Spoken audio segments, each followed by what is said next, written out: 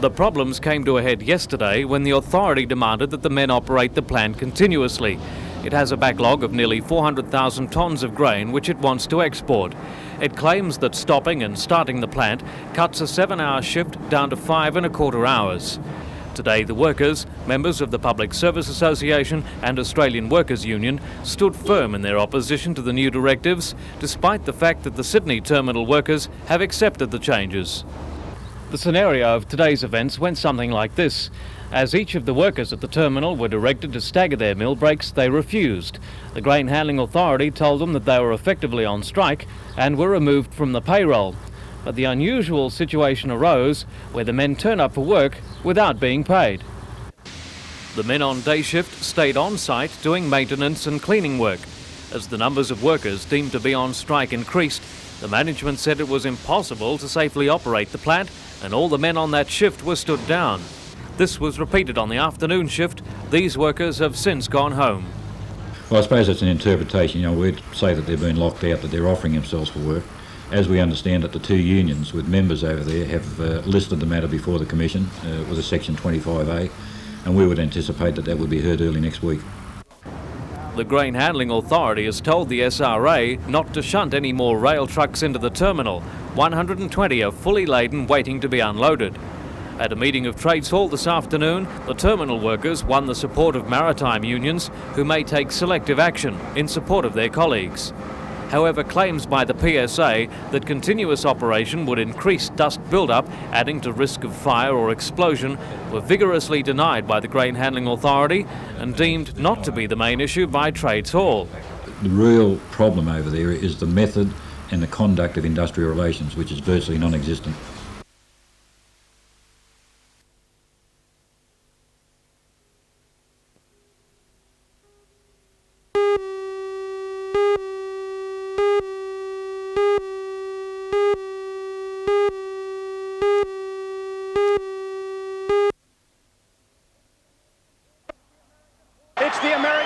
Who's going to go on and win it. Second place being held by Woodhouse. Bowman will touch in third, but will it be a world record? Watch the clock. 4:14, 4:50, 4:16.12. A world record to Dave Wharton.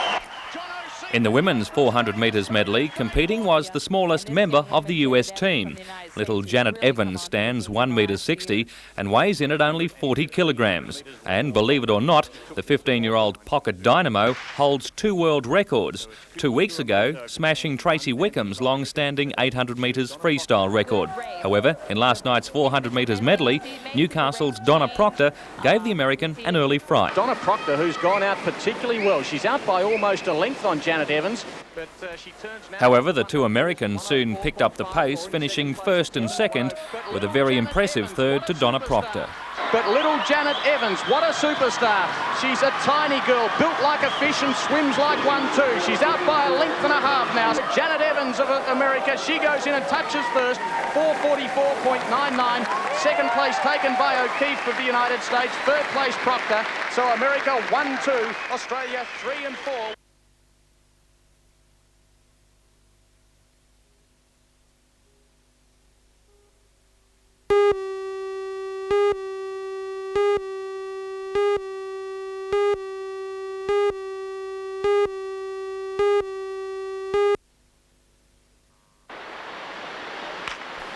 Like the Summer Surf Championships, these are taken seriously, with many of the crews arriving at Hawke's Nest earlier in the week to familiarise themselves with conditions.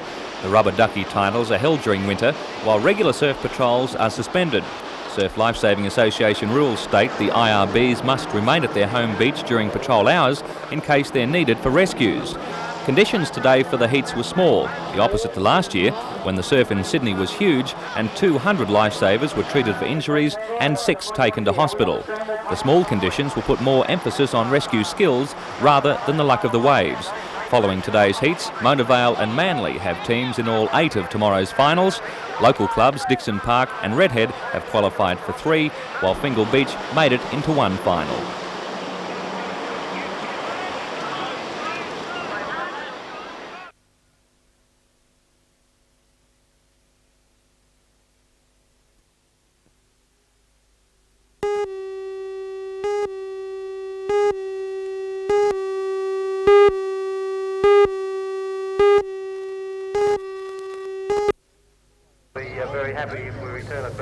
Tarro Fire Brigade celebrated 25 years of service to the community with an open day.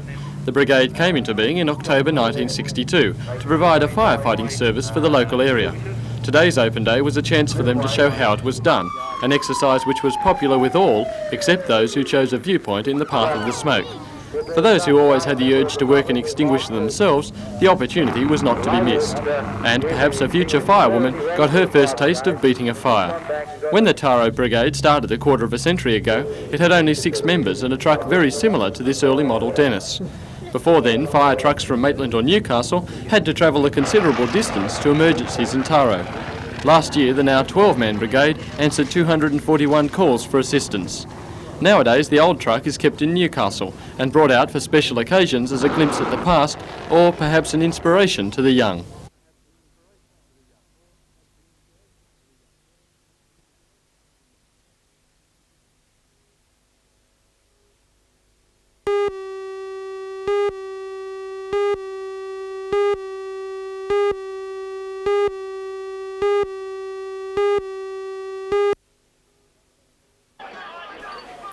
In Saturday's match, St John Oval looked more like a swamp. West drew first blood in the 9th minute when winger Peter Chapman scored wide out. Cessnock put its first points on the board with a penalty goal to trail 4-2. Wests were in again in the 30th minute through fullback Greg Guider. The shot at goal was a shocker and Wests looked comfortable as they led 8-2. However, Cessnock's Dominic Levito closed the gap with a good try for West to go to the half-time break leading 8-6. Only 2 minutes into the second half, Cessnock half Mark McLaughlin put the Goaners in front for the first time in the game, when after good backing up he scored next to the posts. Schofield converted. He also put a penalty over for the full-time score of Cessnock 14, West's 8. Conditions yesterday at Cessnock Oval were pretty soft underfoot as well. Lakes put the first points on the board with a penalty goal in the 4th minute by captain Peter Walsh.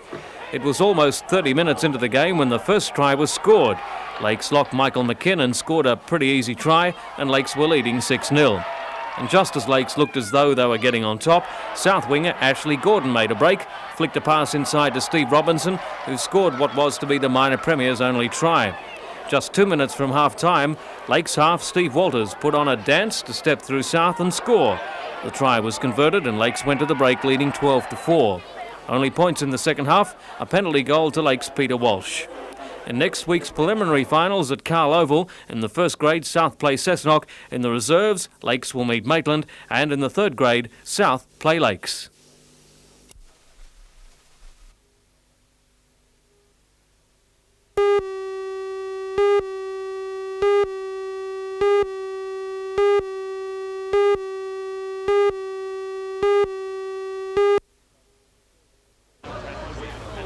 Sergeant Ian Fairweather, Corporal Trevor Houlihan and Corporal Max Wright are physical training instructors from Williamtown RAAF base. They've been pedalling hard in training for months and are ready to set a gruelling pace for the next 2 weeks.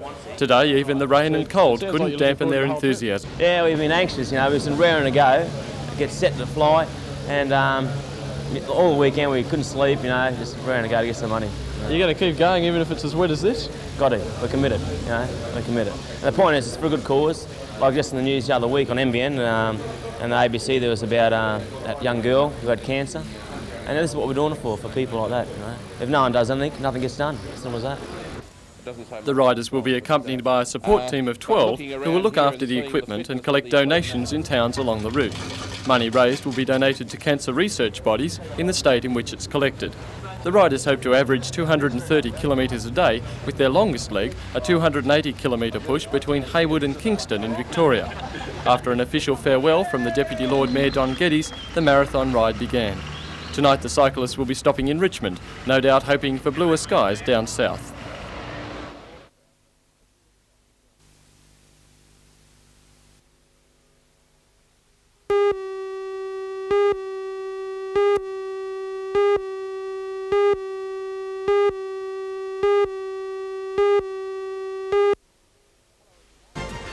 Hello everyone. Hundreds of competitors from around New South Wales gathered at Wangie today for the State Primary School Cross Country Championships. And despite the rain, the competitors revelled in the conditions. For all the news, join us tonight at 6.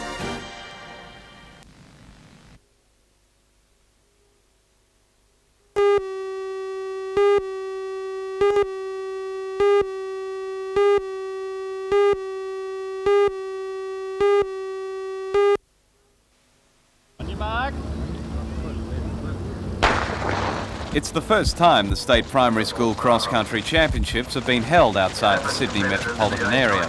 And despite today's rain and muddy conditions, competitors managed to make a good showing over the 2,000 and 2,500 metre courses. The track took runners from the Wangie Oval through bushland near the old power station and then back to the Oval for the finish. 4 metropolitan and 7 country regions were represented in 8 divisions for boys and girls aged between 8 and 13. And there was an added incentive today.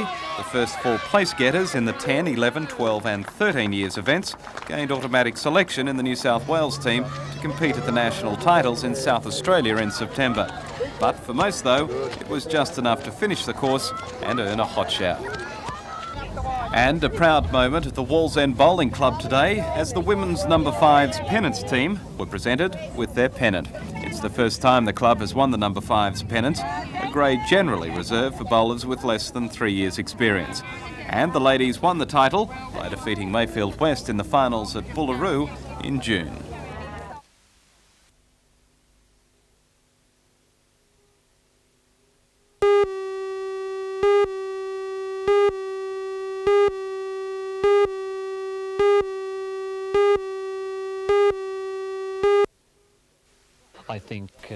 Today, State Minister Gabb said he's written to Mr Kerrin asking for a meeting to discuss possible joint federal-state assistance.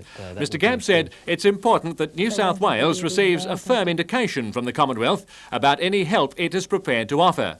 Mr Gabb said the state government is prepared to review further concessions to the coal industry pending the outcome of talks between employers and employees. Those talks will continue tomorrow when miners put their 7-point plan to proprietors. Yesterday, the unions rejected all but one of an 11-point scheme put to them by the Australian Coal Association. The unions say those 10 points cover award matters which are not negotiable and would amount to deregulation of the industry. Today, State Mineral Resources Minister Gabb was also critical of the Japanese for caving in to United States pressure to buy overpriced American coking coal. Mr Gabb said the Japanese have for 18 months been screwing down the price of coal, arguing that market forces must hold sway. Now they're willing to buy extra American coal $5 above prices recently offered to Australian producers.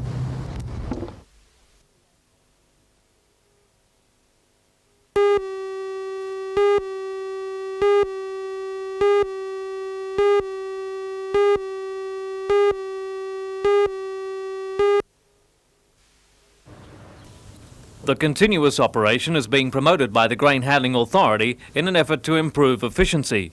It claims that to stagger meal breaks and smokos will improve output at the terminal by 27%. 77 AWU members employed at the Carrington silos met this morning and voted to accept changes negotiated yesterday before Justice Sweeney in the Conciliation Commission. The men have agreed to continuous running, a new roster and new manning levels, particularly on weekends. They will also start immediate talks on their second-tier pay rise. In essence, the men agreed to everything which their Sydney colleagues accepted more than a week ago without dispute.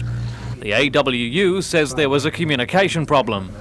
I would accept the communications problem. I believe that we left the Industrial Commission some weeks ago with the view of continuing talks, with the view of reaching agreement, and I believe that in Sydney that was achieved in both unions in that terminal, but I'm unhappy to report that I believe that the communications and negotiations broke down here in Newcastle that really needed more work, and that work should have really been put in by both parties to reach agreement.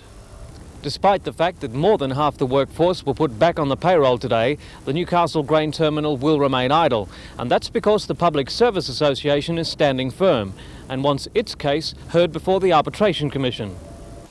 They claim that continuous operation will result in a dangerous build-up of dust, creating a health and safety risk. This has been vigorously denied by the Grain Handling Authority.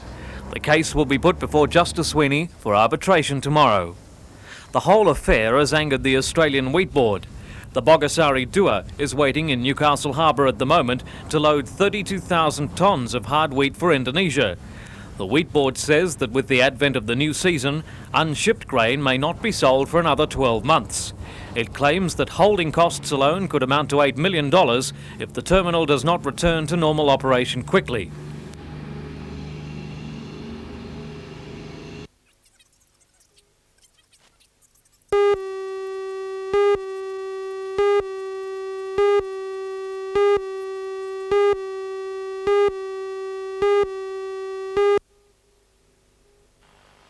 Neil Savage is a professional artist of 30 years standing. Born in Victoria, he moved to Port Stephens 5 years ago, a place he describes as a painter's paradise. He is considered more prolific than Picasso, having painted and sold more than 24,000 individual pieces. Neil's passion for work is perhaps fed by the knowledge that he has leukemia. Time is a precious commodity. His latest works form a series for next year's Bicentenary. The 12 paintings depict the settlement of Australia from the landing of the First Fleet through to the present day, focusing on outstanding features of the country and its people. Our natural wonders, such as the Great Barrier Reef, our industries, including the Newcastle Steelworks, and our love of sport, shown here by this tribute to the defence of the America's Cup. The paintings are on display for a fortnight. The exhibition then moves to Sydney, where each painting is expected to fetch around $1,500. While this may be out of many people's price range, a 1988 calendar containing a print of each work has been published by Neil and endorsed by the Bicentennial Authority. The artist has written a short verse to accompany each piece. One of the most interesting paintings in the collection takes an abstract look at Australia's new and controversial Parliament House. And now we build this grand venue for those in charge, large enough to govern for 1,000 years. An obelisk, to say the least, to the tradespersons of our nation, creating the ultimate landscape, a superstructure for all to gasp at. Gasp.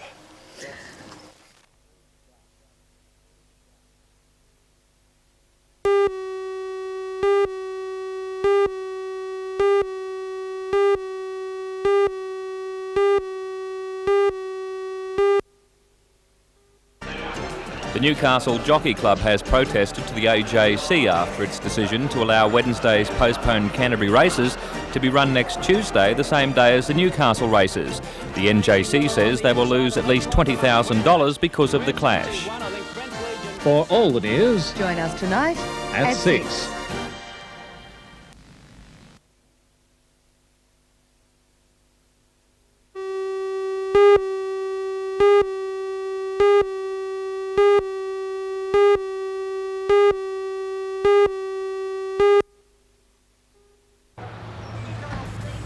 Research from the Department of Veteran Affairs shows the Central Coast and Hunter Valley area is one of the largest aged and ex-service communities in Australia.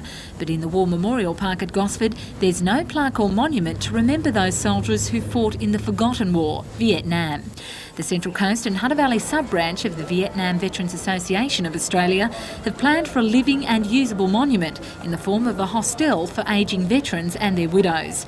This week, the local sub-branch set up a fundraising display with the help of the Army Reserve. With promised assistance from both the state and federal governments for funding and Crown land, it's hoped that the $1.2 million project will provide a 40-unit hostel somewhere on the Central Coast. We decided that it wasn't what the community could do for us, but what we could do for the community. And with the hostel, we found by investigating that there are 38,000 veterans on the Central Coast. Meanwhile, in Newcastle, the local Vietnam Legion is also building a monument in remembrance of the war which began 25 years ago. From 1962 to 1972, 19 soldiers from the Newcastle and Hunter Valley region lost their lives serving in Vietnam. The monument will be the first to include and recognise the role played by the Nurses Corps. Today, Vietnam veterans joined forces again, this time to help build the wall-based monument, which will serve as an endless reminder of the bravery and tragedy of the Vietnam War.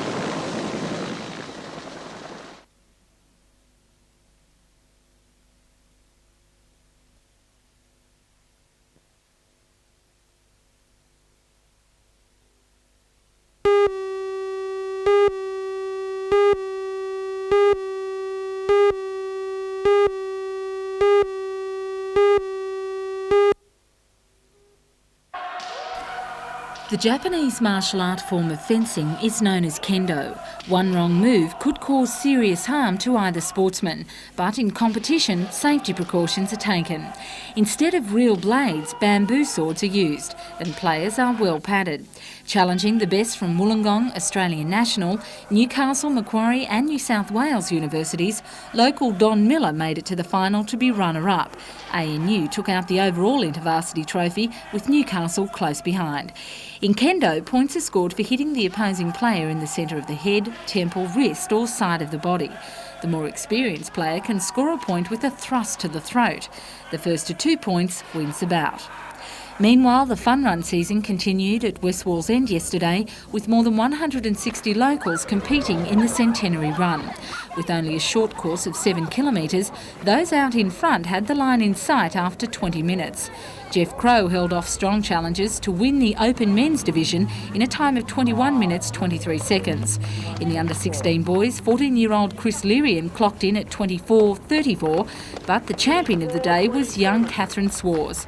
In a time of 24 minutes, the 11-year-old won not only the under-16 girls event, but also the Open Women's, beating her nearest rival by 2.5 minutes.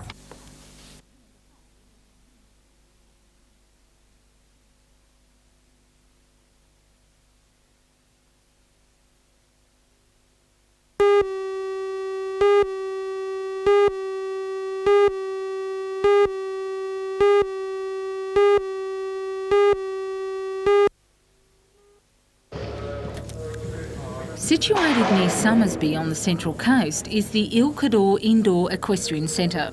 Although the centre was built a few years ago, the two-day event held over the weekend was the first major championship at the venue, gathering nearly 200 competitors.